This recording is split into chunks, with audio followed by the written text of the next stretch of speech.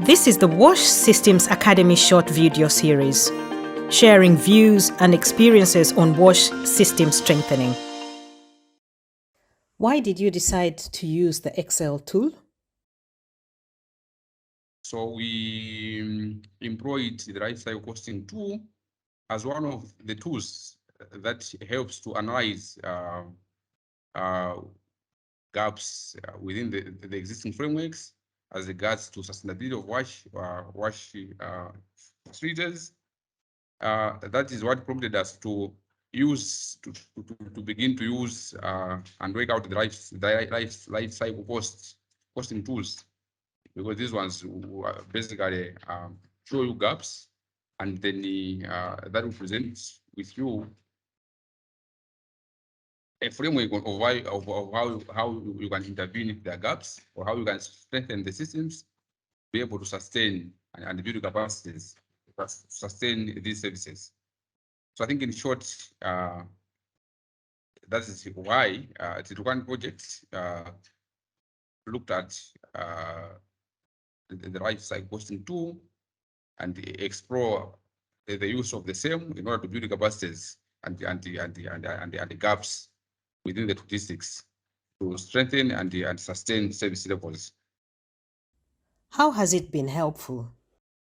So for me personally, I find this tool very essential, and I can advocate for its scaling up to other districts where the one is not working, so that if it's in use, or even if it's used nationally, it will be a guiding tool to show where the gaps that the government or partners have to intervene in terms of financing, or in terms of support, in terms of monitoring and what have you, or in terms of increasing other capacities, in terms of human resource and other resources that will best be allocated to those areas where there are gaps in sustaining of the services.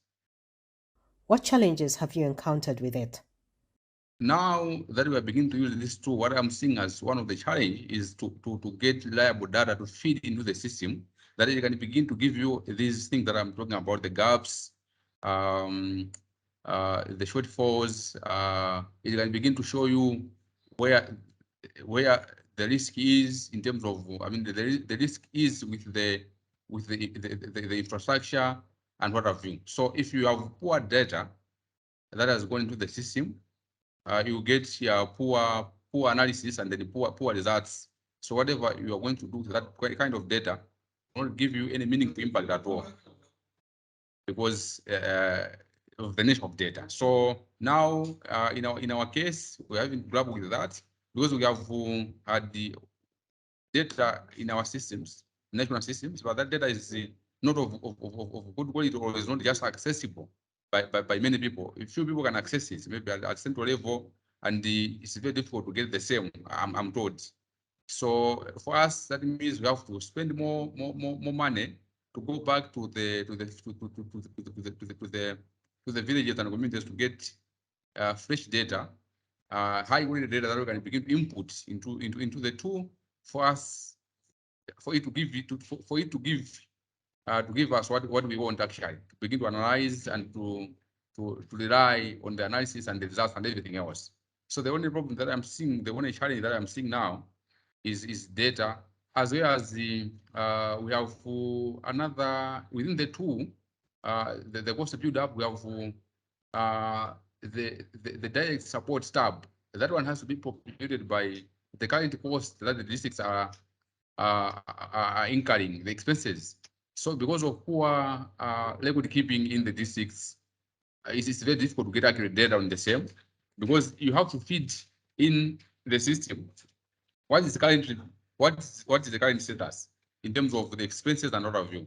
So until we have accurate data regarding the current level of efforts, until you have that accurate data, is when you can when you input what is the ideal, is when you can have the accurate gaps. But if you not, then what you have will not be gaps at all, because it's based on inaccurate data. So that's one thing that we can point to as one of the challenge in our context. The salaries, we also have to input people's salaries and the staff that data is very difficult to get currently because in our context, people are not comfortable to reveal their packs. I mean, to reveal what they get. So if for instance, in the Zomba language, you have 14 people, you're asking them how much they get. It's very difficult for them to tell you the truth, or for them just to review their salaries, unless you go up. Unless you go up, maybe you engage people at central level to begin to give you that data, which is not also very easy to get. People are not comfortable to review what others get. What tips would you give to others that are now starting to use the tool? My recommendations to people who want to start using this tool are that they have to be open.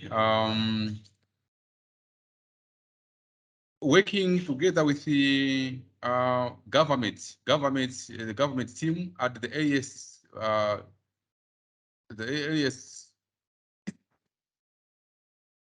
time is, I think, the best that people can do than waiting to engage government officials at a later stage.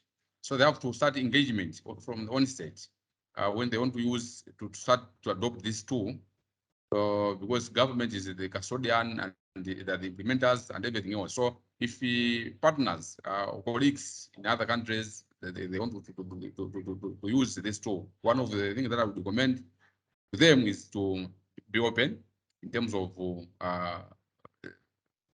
engaging with government and other key stakeholders from the onset, as well as the prepare to sources in terms of data capturing, like I said, because you can't assume that you have data. You have data in the districts. When you begin to check, that data is not of either it's outdated. You have data on infrastructure that is very old, maybe 5 years. It's not going to be reliable. So you have to plan to go out to do surveys and capture data on each and every infrastructure that you're running. This was the WASH Systems Academy short video series. Find out more at washsystemsacademy.org.